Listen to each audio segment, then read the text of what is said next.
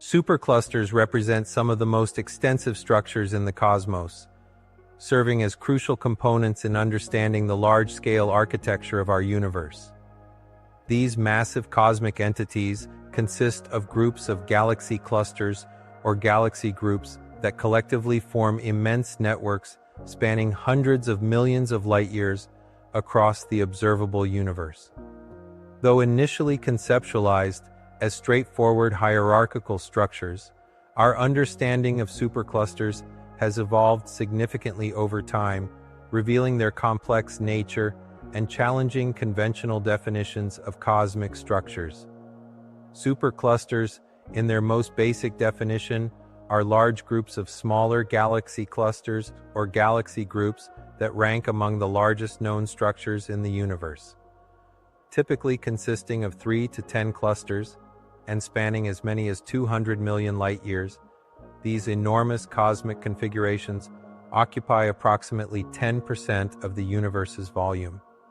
Their existence demonstrates that galaxies are not uniformly distributed throughout space, but rather congregate in groups and clusters, which themselves form even larger structures, the superclusters. Within the cosmological hierarchy, the Milky Way galaxy belongs to the local group, which is part of the Virgo supercluster, which in turn forms part of the Laniakea supercluster, extending further into the Pisces-Cetus supercluster complex. This nested arrangement illustrates the interconnected nature of cosmic structures across progressively larger scales. The scale of superclusters is truly staggering, with some spanning between several hundred million light-years to 10 billion light-years, potentially covering more than 5% of the observable universe. These dimensions make them fundamentally different from smaller structures, like galaxy clusters in terms of both size and behavior.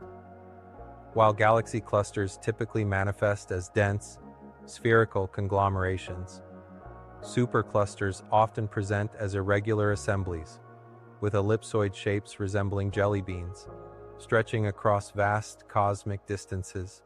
At its widest, our local supercluster extends approximately 100 million light-years, placing our local group of galaxies roughly 2/3 to 3/4 away from the center of this massive structure. The concept of superclusters emerged gradually through astronomical observations that revealed non-uniform distributions of galaxies across the cosmos. In 1932, American astronomers Harlow Shapley and Adelaide Ames introduced a catalog showing distinctly different distributions of galaxies north and south of the Milky Way galaxy's plane.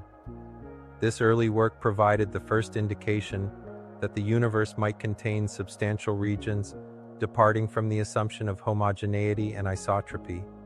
The most prominent feature in their 1938 maps was the Virgo cluster, with apparent elongated appendages stretching on both sides of Virgo to a total length exceeding 50 million light-years, the kernel of what would later become known as the local supercluster.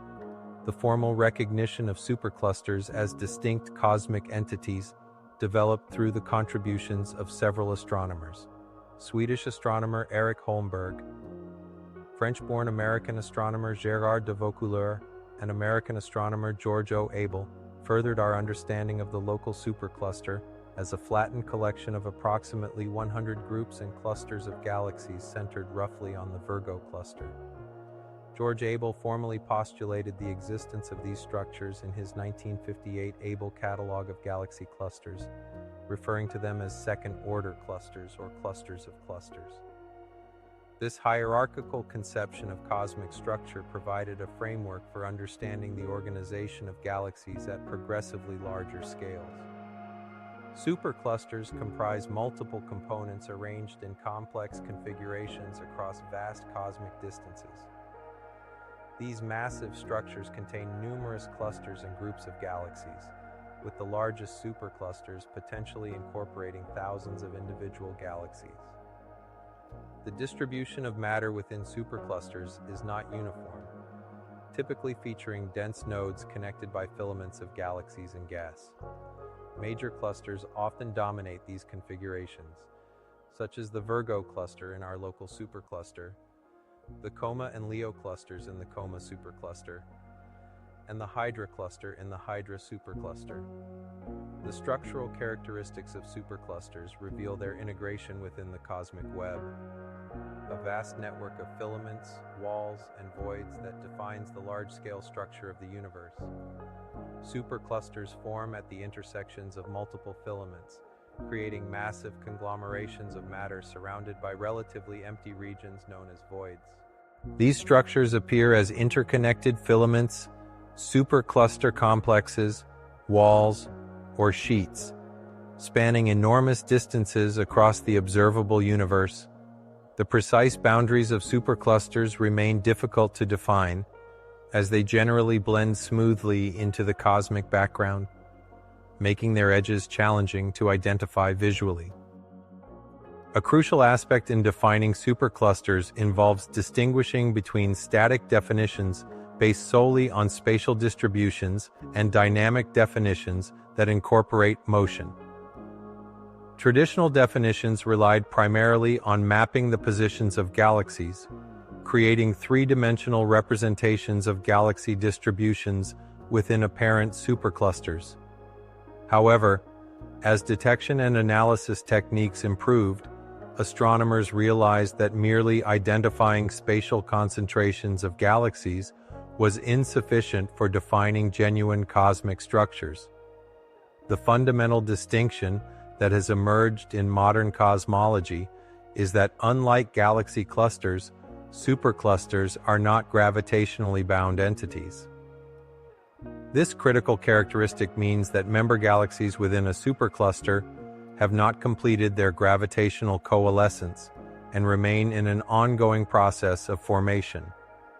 The expansion of the universe, particularly cosmic acceleration, ensures that most components of superclusters will never ultimately merge together, as the space between them continues to expand at rates exceeding their mutual gravitational attraction.